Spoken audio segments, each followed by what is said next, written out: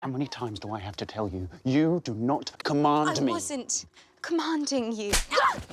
You are a horse-lord slut, and now you've woken the dragon. Daenerys lashes out at her brother.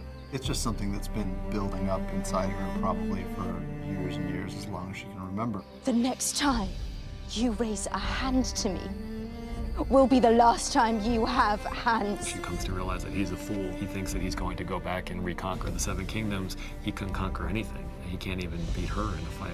My brother will never take back the Seven Kingdoms. She comes to believe that she's heir to the Iron Throne. She sees within herself a power that she wasn't even aware existed.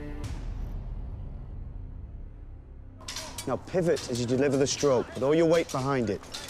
What in seven hells is that? Jon Snow sees Samwell, this kid who's never really fought anyone in his life, and it sickens him because the kid's defenseless. Once Jon sees somebody weak being bullied and beaten on, he feels honor-bound to stop it. Looks like the bastard's in love.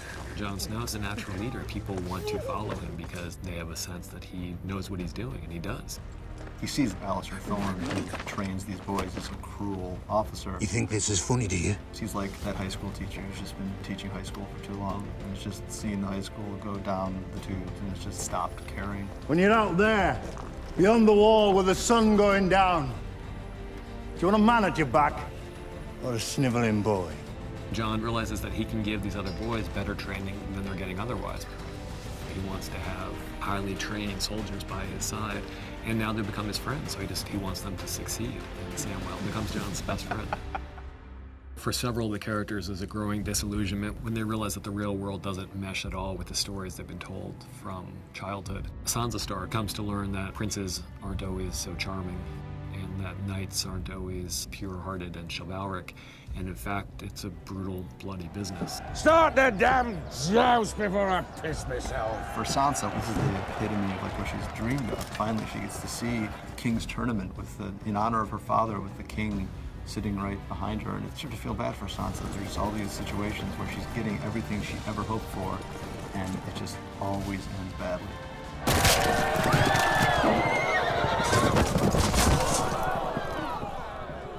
Reading about jousts as these kind of gorgeous displays of skill and horsemanship, she realizes that the truth is much messier and more savage. It's a disillusionment that continues for Bran Stark, who learns that he's never going to walk again.